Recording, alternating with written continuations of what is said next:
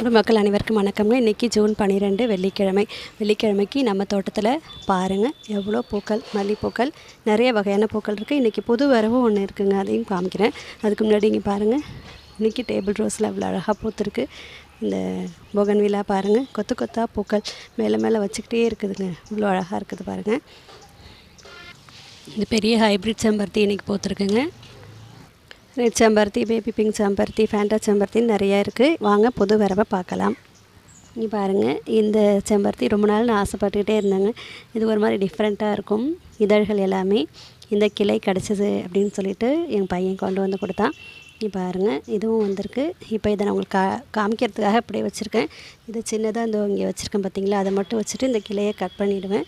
இந்த பூக்களும் நல்லா நமக்கு தளிர் வந்துருச்சு அப்படின்னா நமக்கு 17 வெரைட்டி செம்பருத்தி பூக்கள் கிடச்சிருங்க. நம்ம சேனலை சப்ஸ்கிரைப் பண்ணி சப்போர்ட் பண்ணுங்கள். நன்றி, வணக்கம்.